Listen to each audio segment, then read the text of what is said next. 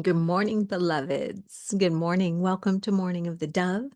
I am Reverend Kirstin Hanson, and this week we are talking about the light, and our daily topic today is going to be on divine neutrality. So welcome. Welcome to Morning of the Dove. This is our daily consecration, our anchoring in the presence within us, the eternal love that is within us. This divine presence that is never in absence. And it's an opportunity for you to lean in to the devotion by embracing a sacred pause. So I invite you to take in a life-affirming breath,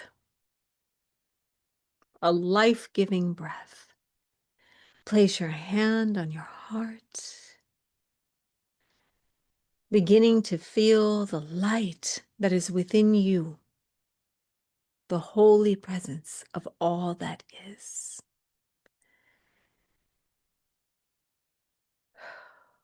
And activate through the placing of your hand on your heart. Your hand holds in position the truth that the light and the love of all that is within you. You, beloved, are an anchored presence on this earth here to be the light. The future calls on you. The future asks for you. The future is waiting for you. It knows you. It knows you. It knows you. And as you activate your light, you, beloved, are calling forth your destiny.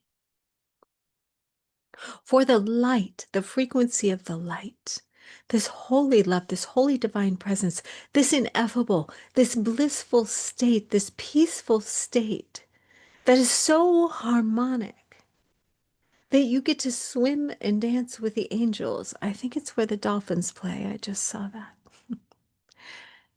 You, beloved, your light, your inner light activated and radiated is the future. We change worlds when we come together in the interconnected field of this divine harmony, this symphony of love that's activated through us. See, you hold a chord that only you hold as a soul vibration in this universe, and it must be playing at its highest resonance. A chord off key does not perform at its best. How do we put you into divine harmony? We activate the light within you, and the light comes through your heart, not your heads, beloved. Your heads are designed to confuse you if not used properly. Matter of fact, it's how they manipulate you.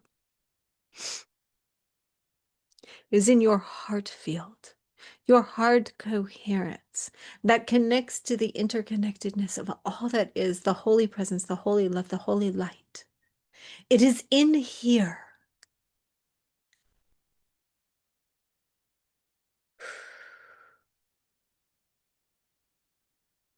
Beloveds,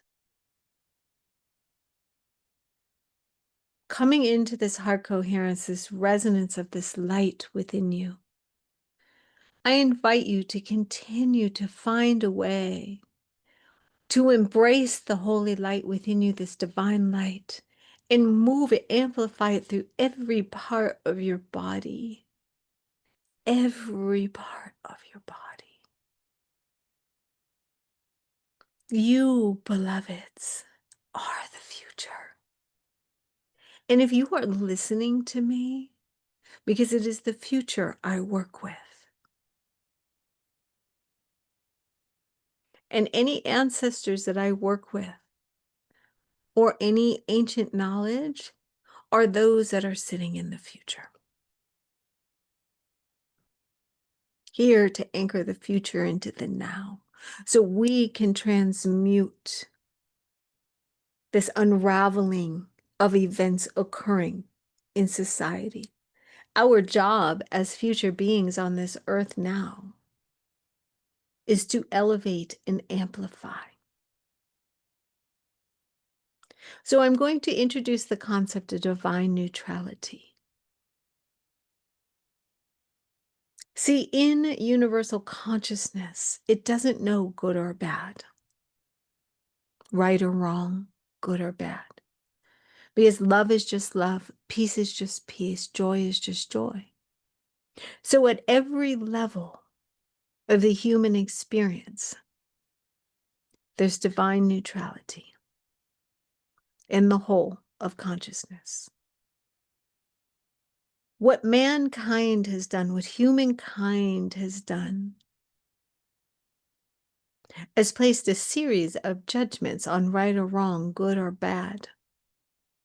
See, if you're living with divine harmony, if you're living in this unconditional state, you could not cause a person harm. You just couldn't. And if you did, you would feel it.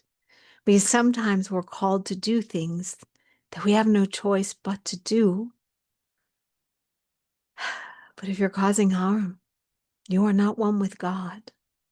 So any harm towards anyone in the name of a God is a lie and a misuse of power.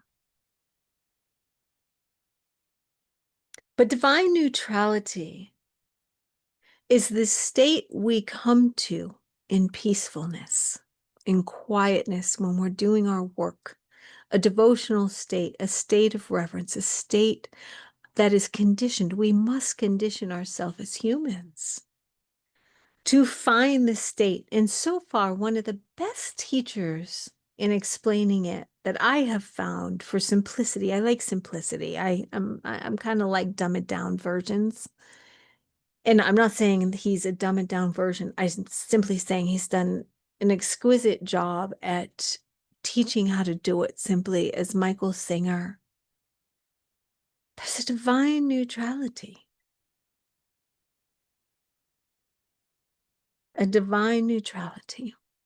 And when we come into this divine neutrality and we find ourselves sitting above the problem, Einstein can't solve the problem at the level of the problem. We must elevate our frequency,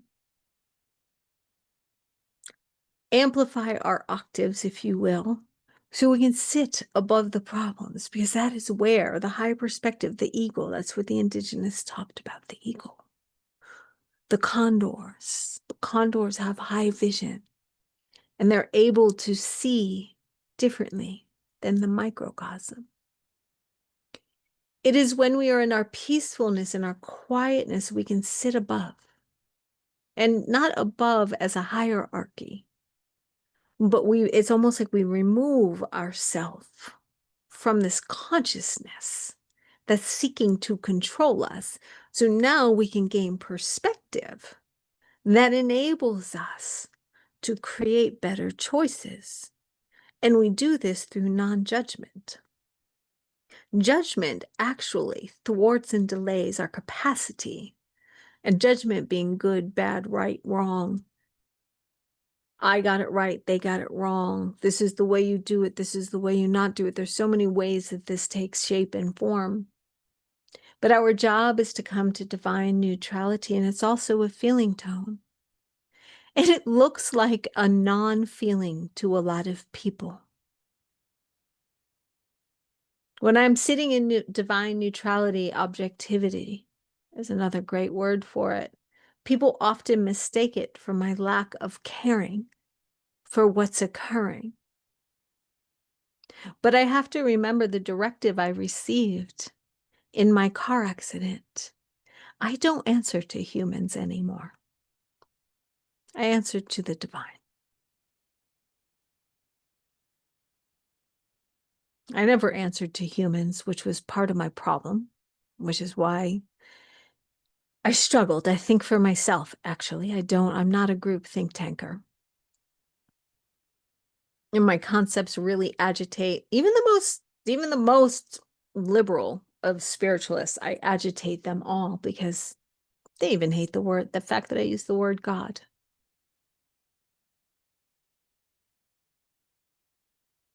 But divine neutrality allows me to make choices and decisions because I'm on a choiceless path now. I don't have choice anymore. But it allows me to make decisions, not worried about everybody else's opinions. I'm able to make decisions in pure knowingness that this is the move I am to make without worrying about what will come of it. So long as I do no harm. That's key. This is loving.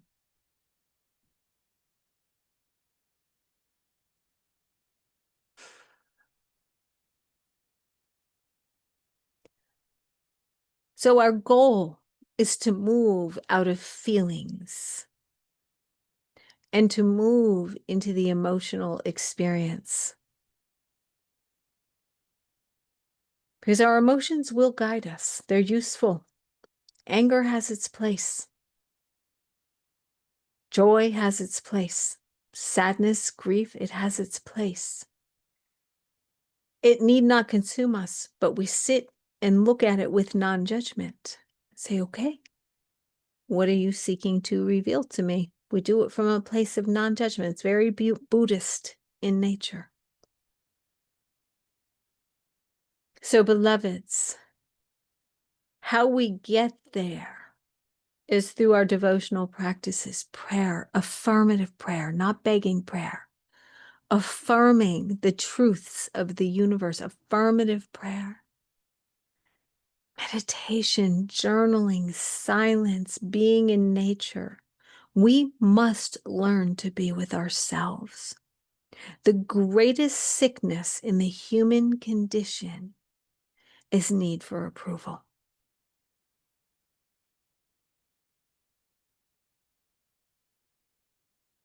Because that creates codependency. And that dependency creates a need to separate. It doesn't mean we are not in community, and it doesn't mean we do not love. But if I do not know myself, I cannot contribute greatly to you. So it's a both and. It's not one or the other, it's and. And so as we begin to end this conversation, place your hand on your heart. Place your hand on your heart and feel that light, that love move through your heart. And breathe. Just breathe, beloveds. Just breathe.